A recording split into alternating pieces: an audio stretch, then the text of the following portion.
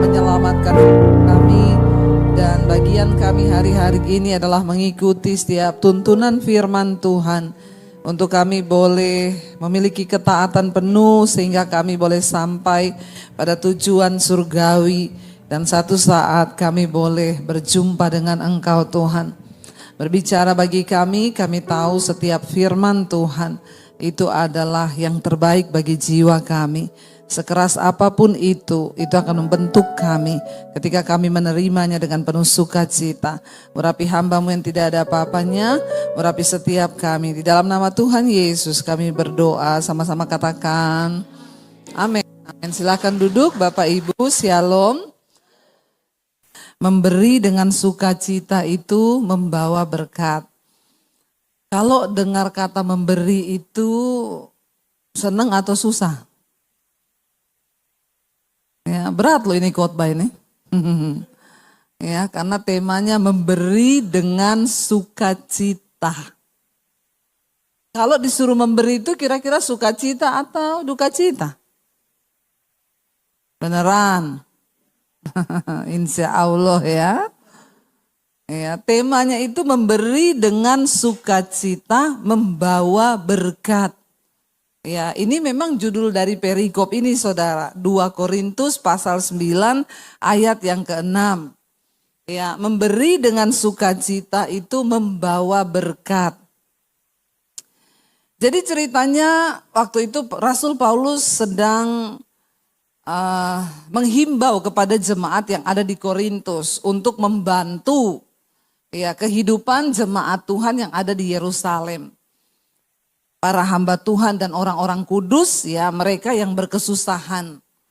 Ya dan Rasul Paulus memberikan nasihat kepada jemaat yang ada di Korintus ya. Dia berkata begini saudara, ayat yang ke-6 ya, dan ini juga adalah perkataan Tuhan Yesus. Camkanlah ini apa?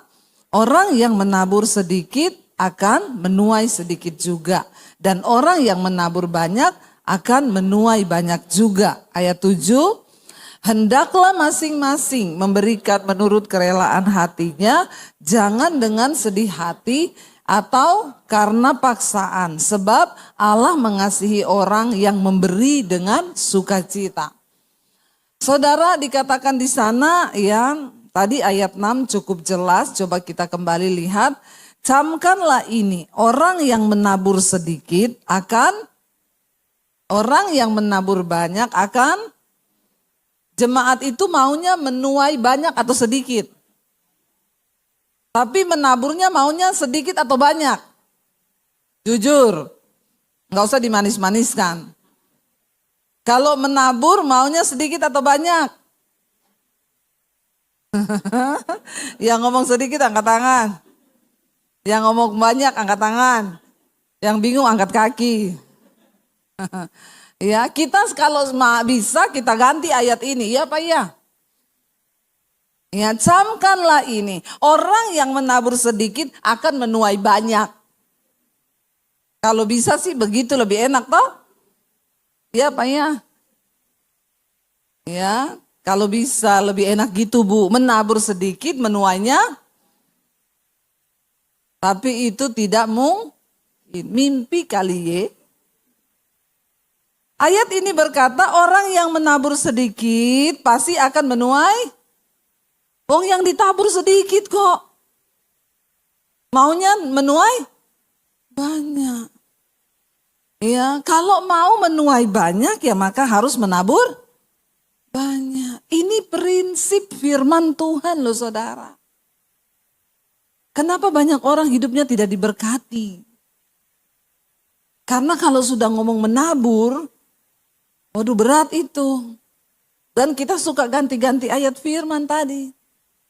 Ya, camkanlah ini siapa yang menabur sedikit akan menuai banyak. Ya, itu kita suka begitu.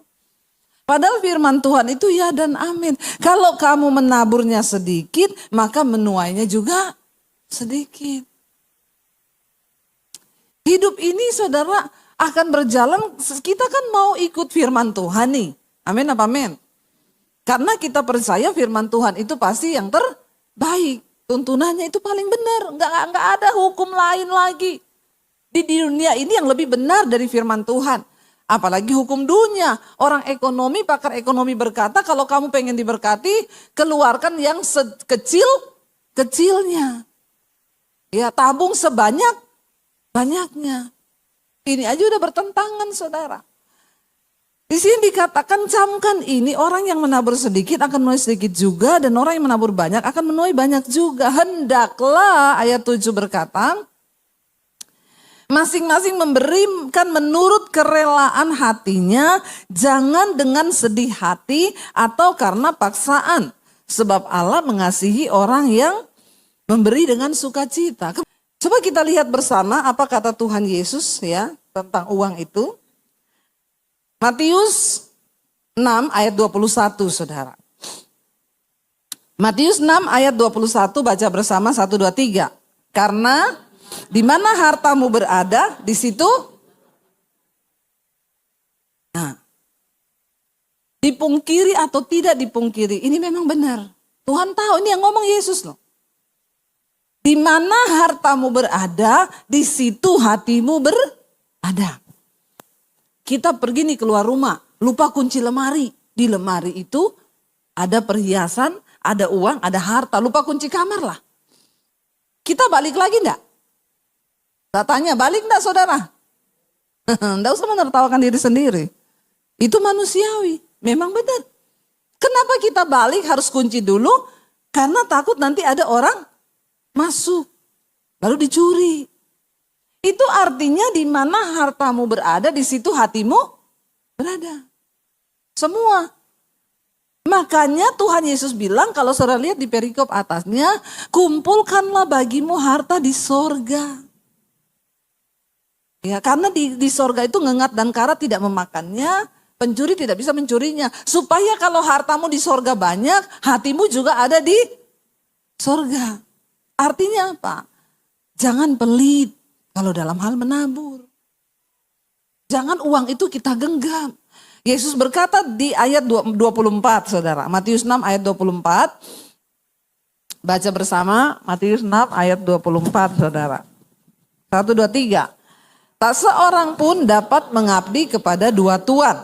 Karena jika demikian ia akan membenci yang seorang dan mengasihi yang lain.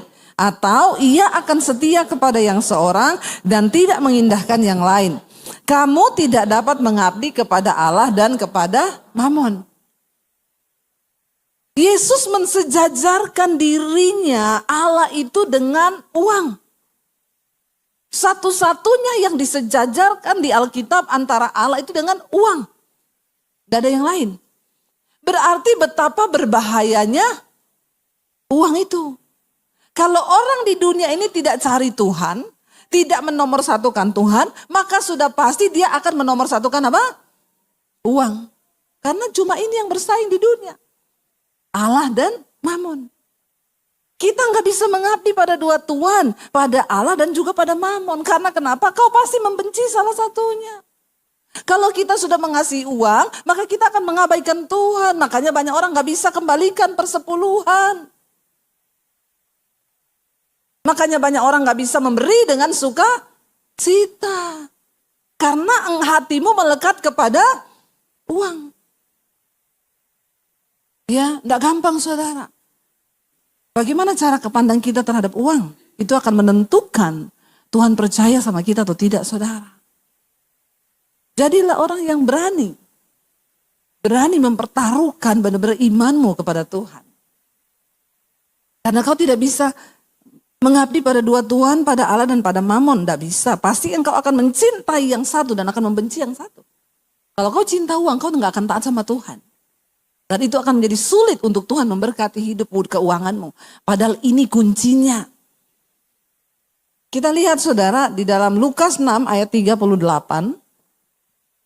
Ya, Lukas 6 ayat 38 firman Tuhan berkata di sana apa? 1, 2, 3. Berilah maka dan kamu akan diberi.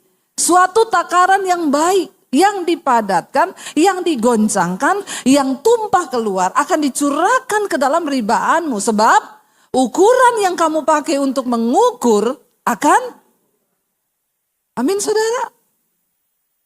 Takaran yang kau pakai untuk memberkati orang, takaran yang kau pakai untuk menabur, itu yang dipakaikan Tuhan untuk memberkatimu. Ya, nggak ada teori yang lain. Maunya berkat besar, tapi naburnya sedikit. Ya, orang nggak mungkin bisa menabur dengan sukacita kalau pandanganmu terhadap uang itu salah. Ya, dan Alkitab bilang yang akan masuk neraka bukan cuma pesinah, bukan cuma homo, bukan cuma orang yang kepahitan. Alkitab bilang orang kikir tidak masuk surga. Bilang kanan kirimu, bertobat jangan pelit. Ya, enggak apa-apa, bilang aja. Kalau enggak pelit ya puji Tuhan. Kalau ya pelit ya beneran. Tobat. Tobat. Ubah cara pandangmu terhadap uang. Karena takaran yang kau pakai untuk mengukur, itu akan diukurkan kepadamu juga. Sekali lagi, saya bukan pendeta yang berteori, saudara. Saya sudah mengalaminya. Makanya saya bisa khotbah. Karena saya mempraktekkan firman ini. Dari kecil diuji 50.000 berani. Naik 50 juta berani. Naik 100 juta berani. Naik 200 juta berani. Naik 400 juta berani. Karena saya menyadari uang itu milik Tuhan. Kalau Tuhan mau datangkan uang buat kita, nggak ada apa-apanya. Kecil, Tuhan tuh cuma suruh. Orang yang gampang-gampang kena tipu itu pasti orang-orang yang jarang menabur. Makanya gampang kena tipu. Karena di otaknya itu cuma pengen cepat kaya.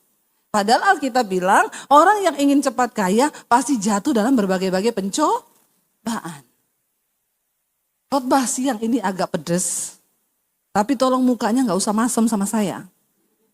Jadi kalau tersinggung puji Tuhan. Supaya agar hidup kita diberkati. Kalau nggak bertobat nggak diberkati. Ya ayo kita mulai belajar. Terima uang Tuhan. Aku tahu uang ini bukan punya aku semua. Ada roti, ada benih. Yang benih biar aku tabur Tuhan. Bahkan kalau lebih dari itu ada orang yang membutuhkan. Aku mau dengan sukacita menabur. Karena aku percaya takaran yang aku pakai untuk mengukur akan diukurkan kepadaku. Puji Tuhan. Jadi mari kita sama-sama saudara terus. Ayo, kalian gak usah pura-pura gak datang, langsung datang kalau sudah habis. Supaya saya tahu, saudara ayo kita mau sungguh-sungguh mencari perkenanan Tuhan. Supaya Tuhan terus kasih kita kekuatan untuk ya punya hati yang sungguh-sungguh mengasihi Tuhan. Ya, kita nyanyi lagu Hati Hamba. Aku tak membawa apapun juga saat aku datang ke dunia Tuhan. Kami tahu kami juga akan pulang gak bawa apa-apa karena itu ajar kami. Katakan bersama pujian ini. Bangkit berdiri bersama saudara. Terima kasih Tuhan. Katakan Tuhan kami mau belajar hidup menghormati Tuhan. Ampuni kalau selama ini kami bertindak. Kami berlaku dengan kekuatan kami sendiri. Dengan kehebatan kami sendiri. Kami lupa menyertakan Tuhan dalam hidup kami. Ampuni kami Bapa. Taruh rasa takut akan Tuhan dalam hidup kami. Supaya kami belajar menghormati Tuhan dalam hidup kami. Sebagai anak-anak muda juga. Tuhan ajar kami menempatkan Tuhan sebagai prioritas utama dalam hidup kami. Kami percaya Engkau yang sanggup pegang kendali atas masa depan kami. Dunia berubah, tapi kami gak perlu takut. Waktu kami menghormati Tuhan, Tuhan beri kami rancangan keberhasilan dan keberuntungan bagi masa depan kami. Terima kasih Bapa. Terima kasih Tuhan, ajar kami terus menghormati Engkau.